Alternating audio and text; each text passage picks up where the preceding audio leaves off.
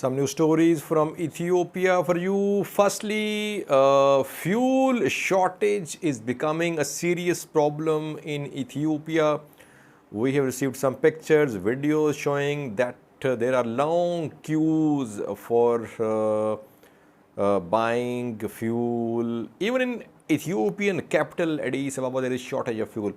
Secondly, a bill to impose sanctions on Ethiopian government in connection with Tigray conflict is going to be introduced. It will come under discussion in coming hours at a session of US Senate's Committee on Foreign Relations. What is this bill about?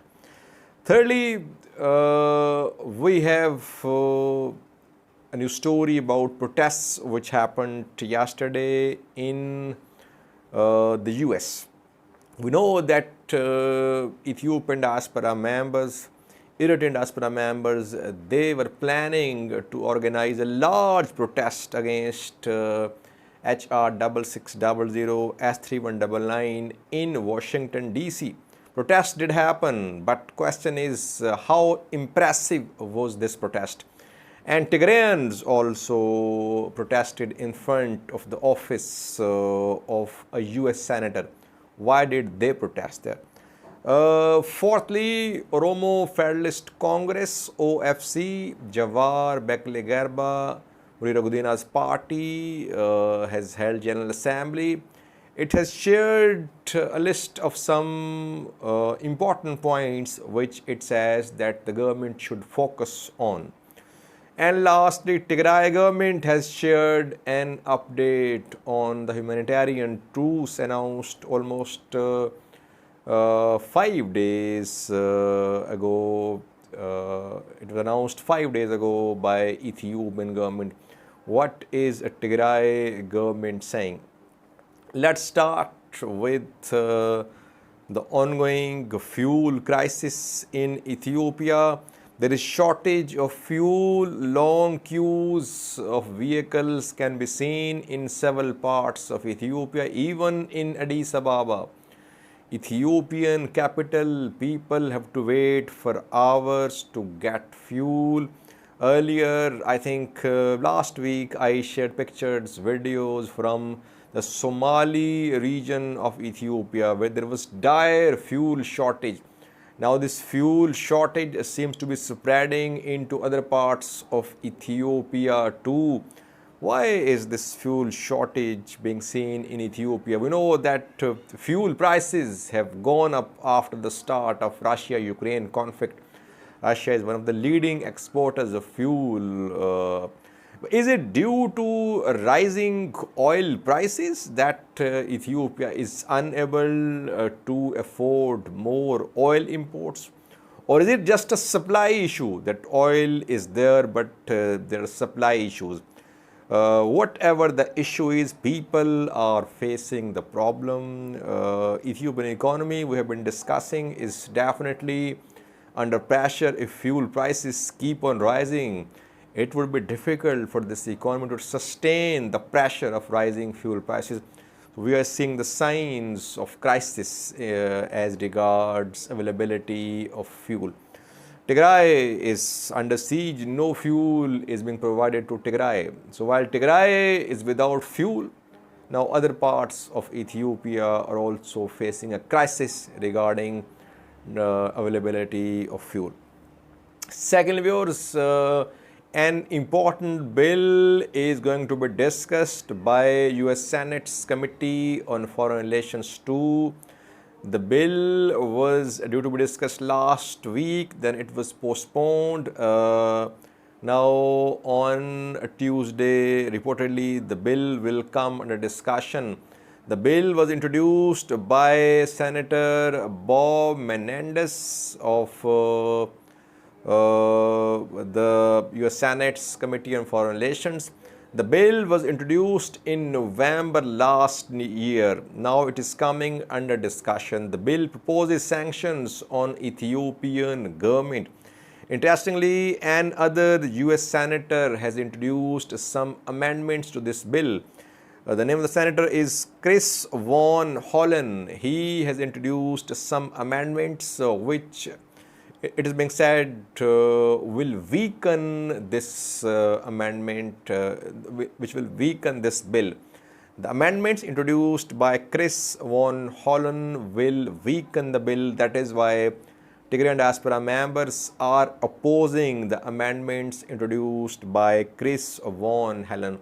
So today, in coming hours on Tuesday, in the US Senate's Committee on Foreign Relations will consider this bill 3199 S 3199.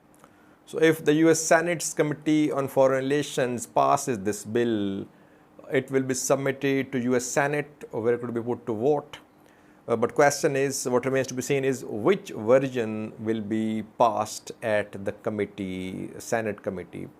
Bob Menendez version or the amended version with amendment introduced by Chris Van Hollen.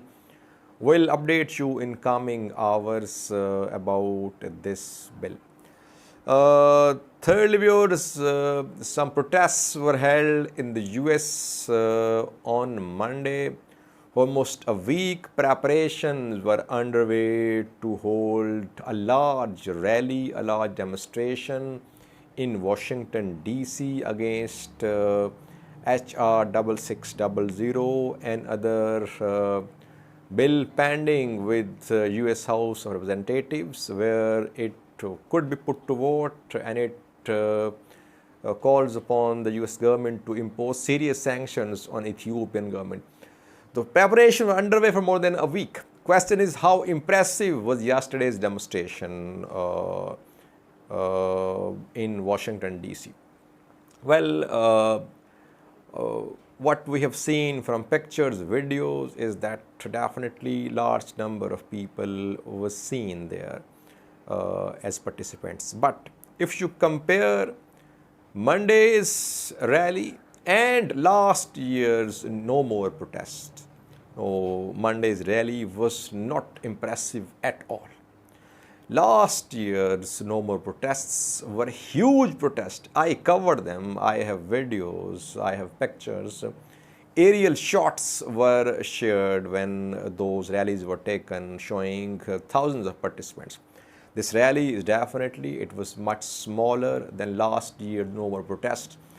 Amhara Diaspora members are backing HR 6600. That is why I won't say that Monday's show was totally unimpressive, but I would say that it was not as impressive as No More protests which we saw last year. We have a clip of this rally for you.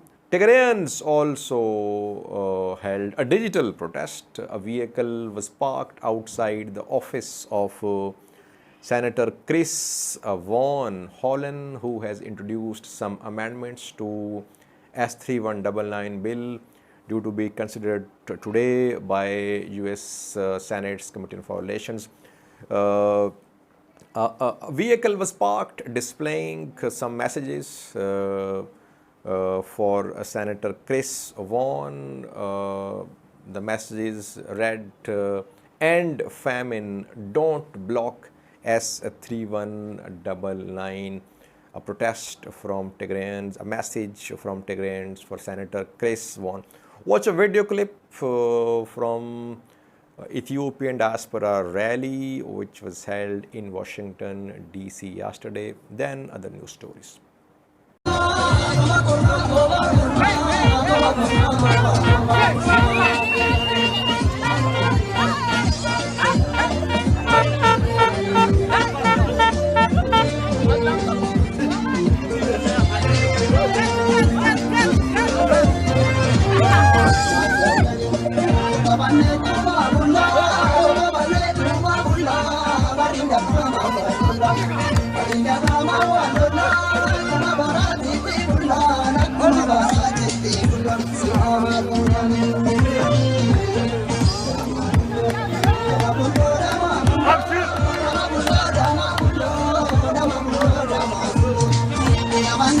Fourthly, viewers, Oromo Federalist Congress held its General Assembly, which has concluded. Veera Gudina was elected as the chairman. Jawar and Bekle Garba have become vice chairman, and executive committee members have also been elected. Oromo Federalist Congress has released a statement. It has pointed out some issues. It says Ethiopian government of PM Abiy must focus on these issues. What are these issues? Firstly, Oromo Federalist Congress is urging Ethiopian government to start talks with Oromo Liberation Army. It says that a truce has been announced between Ethiopian federal government and Tigray government. Similarly, talks should be held between Ethiopian government and OLA. Secondly, it is calling for the release of all prisoners, political prisoners from OLF, OFC especially. It says that all political prisoners should be released, especially prisoners of political parties like Oromo Liberation Front and Oromo Federalist Congress. Thirdly, it wants an independent, neutral body to monitor national dialogue. It says that dialogue commissioners must be elected from the potential participants. And lastly, it says that the government must step up its efforts to end the famine and drought in Oromia and Somali region of Ethiopia. Dialogue is underway. National dialogue has started.